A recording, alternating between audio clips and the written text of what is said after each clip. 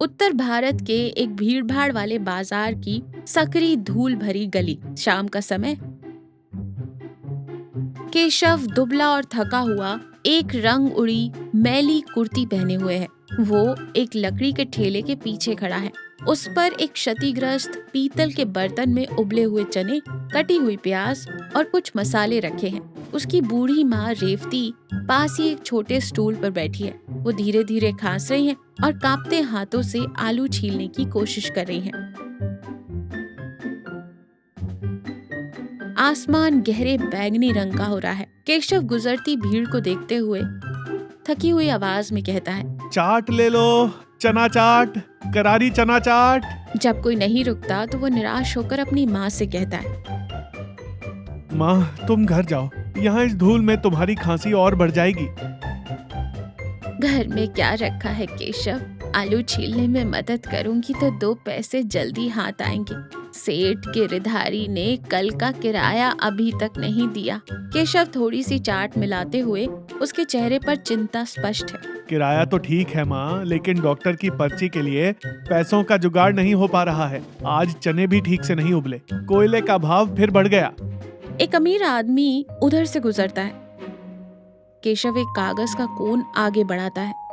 साहब चना चाट सिर्फ 10 रुपए की।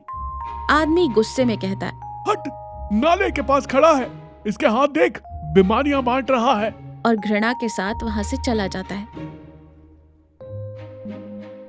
केशव अपने खुरदरे दाग वाले हाथों को देखता है और उन्हें एक कपड़े से पोंछता है। वो रेवती को एक छोटा कोन देता है और मुस्कुराने की कोशिश करता है। थोड़ा सा खा लो माँ, जिंदगी में स्वाद न सही, कम से कम जीभ पर तो रहे। वही जगह अगले दिन की दोपहर। तेज धूप है। केशव अपने कुछ मसालों को व्यवस्थित कर रहा है। उसकी गाड़ी के पास एक कार खराब हो जाती है। ड्राइवर इंजन चेक करने के लिए बाहर आता है। पीछे की सीट पर बैठा हरीश हवा के लिए बाहर निकलता है। वो चारों ओर देखता है, प्यासा और चिड़चिड़ा लग रहा है। हरीश अपना माथा पोंछते हुए कहता है, अरे यार, इस धूप में ये कार भी। फिर वो केशव के ठेले को देखता है। ओ भैया, पानी मिलेगा? केशव मिट्टी के मटके से एक साफ स्टील के ग्लास में पानी डालते हुए कहता है, लीजिए साहब, मटके का पानी है, ठंडा होगा। हरीश पानी पी जाता है। फिर वो छोटे पीतल के बर्तन से आ रही महक को महसूस करता है। ये खुशबू क्या बना रहे हो भैया? जी चना मसाला चाट, गरीब का खाना है साहब, लेकिन स्वाद अपना है, मेरी माँ के हाथ का मसाला। हरीश उत्सुकता से कहता है, ठीक है, एक बनाओ, चख कर देखता हूँ। केशव चने लेता है, बारीक कटे प्याज, टमाटर डालता है, नींबू निचोड़ता है, फिर एक छोटे डिब्बे से एक मसाला निकालकर उसमें मिला देता है। फिर एक स्टील के कटोरे से उसे अच्छी तरह से मिलाता है, जिससे एक लयबद्ध क्लिक क्लिक की आवाज आती है।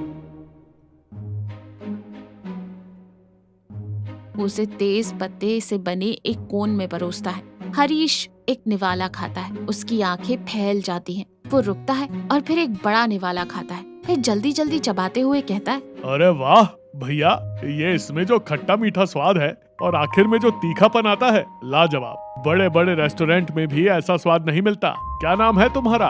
केशव डरते हुए मुस्कुराता है। केशव साहब। हरीश 500 का नोट निकालकर कहता है, ये रखो केशव, सुनो, मेरा नाम हरीश चंद है, आगे श्रृंगार साड़ीज का मालिक हूँ। कल से अपनी गाड़ी मेरी दुकान के बाहर लगाना, वहाँ भीड़ ज्यादा रहती है, तुम्हारा धंधा बढ़ेगा। और हाँ, रोज दोपहर को मेरे लिए एक जरूर लाना। कुछ हफ्ते बाद केशव का ठेला अब एक व्यस्त साफ सुथरी सड़क पर एक बड़े साड़ी शोरूम के बाहर है। एक अमेजिंग सी जगह है। उसके चारों ओर ग्राहकों की अच्छी खासी भीड़ है। सड़क के उस पार महादेव स्नैक नाम का एक बड़ा दिखावटी फास्ट फूड स्टॉल है। उसका मालिक लल्लन का स्टॉल ज्यादातर खाली ही रहता है। केशव को घूरते हुए लल्लन आक्रामक तरीके से पान चबाते हुए कहता है, ये नया लड़का कहाँ से टपक पड़ा? मेरे भेलपुरी की दुकान का धंधा बिल्कुल चौपट हो गया है। कमीना 2 पैसे का ठेला लगाकर मेरे ग्राहकों को खींच रहा है। लल्लन अपने 2 गुंडों के साथ केशव के ठेले के पास जाता है। केशव के ग्राहकों को आक्रामक तरीके से किनारे धकेलता है और मजाक उड़ाते हुए जोर से कहता है, क्या रे रोड छाप, ये फुटपाथ तेरे बाप की जागीर है क्या? यहाँ दुकान लगाने के लिए टैक्स किसको भरा तूने? केशव विनम्रता से लेकिन दृढ़ता से कहता है। भैया हरीश सेठ ने मुझे यहाँ ठेला लगाने को कहा है, मैं किसी का रास्ता नहीं रोक रहा हूँ। लल्लन केशव के ठेले के पास पान थूकते हुए कहता है। हरीश सेठ अपनी दुकान में बैठा है, ये रास्ता मेरा है। कल अगर यहाँ दिखा तो तेरा ठेला और तेरा स्पेशल मसाला दोनों नाले में होंगे, समझ गया? कुछ दिन बाद शाम का समय, एक बड़ा स्थानीय त्योहार चल रहा है। सड़क लोगों से खचाखच भरी है। केशव ने बड़ी मात्रा में चना मसाला तैयार किया है। अचानक एक इंस्पेक्टर 2 कांस्टेबलों के साथ वहां आता है। पीछे लल्लन मुस्कुराता हुआ दिखाई देता है। रुक जाओ, सब लोग रुक जाओ। कंप्लेंट आई है कि इस ठेले का खाना बदबू मार रहा है, बासी माल बेच रहा है ये। केशव हैरानी से कहता है। नहीं साहब, सब कुछ ताज़ा है, सुबह ही उबाला था। लल्लन आगे आता है, एक चिंतित नागरिक होने का नाटक करते हुए कहता है। मिश्रा जी, कल ही इसके चने खाकर 2 लोगों ने उल्टियाँ की हैं। ये अपने मसाले में रंग और मिट्टी मिला रहा है। त्योहार के दिन जहर बेच रहा है ये। भीड़ में फुसफुसाहट शुरू हो जाती है। लोग अपने हाथों में पकड़े कोन नीचे रख देते हैं। केशव असहाय दिखता है। रेवती चुपचाप रोती है। केशव गिड़गिड़ाते हुए बोलता है। साहब आप खुद चक्कर देख लीजिए, मेरा धंधा अच्छा चल रहा है, इसलिए ललन भैया झूठ बोल रहे हैं। मैं इंस्पेक्टर हूँ, चखने नहीं आया हूँ।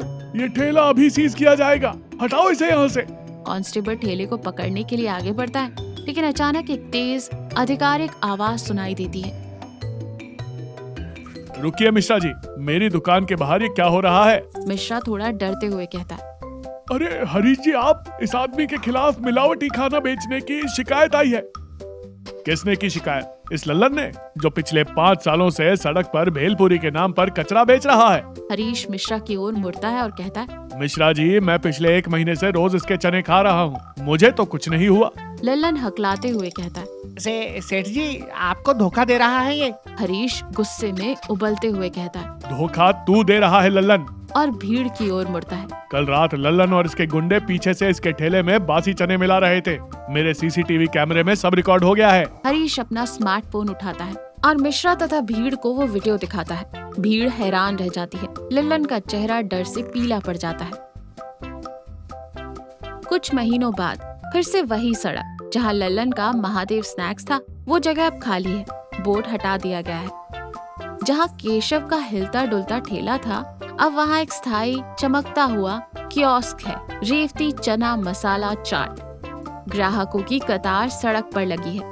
इंस्पेक्टर मिश्रा कतार में खड़ा है, थोड़ा असहज दिख रहा है। वो कतार में सबसे आगे पहुँचता है। केशव भाई, एक स्पेशल बनाना, और पिछली बार जो हुआ उसके लिए माफ करना। उस लल्लन ने गुमराह कर दिया था। केशव प्यार से मुस्कुराते हुए उसी लयबद्ध कुशलता से चाट बनाता है। अरे मिश्रा जी, जांच करना आपका फर्ज है, आपकी कोई गलती नहीं है, लेकिन पैसे रख लीजिए, आज त्योहार है, पहला मेरी तरफ से।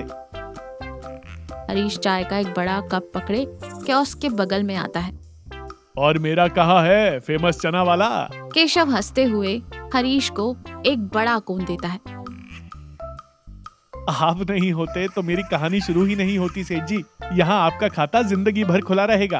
केशव स्पेशल मसाला छिड़कता है और खुशबू हवा में भर जाती है।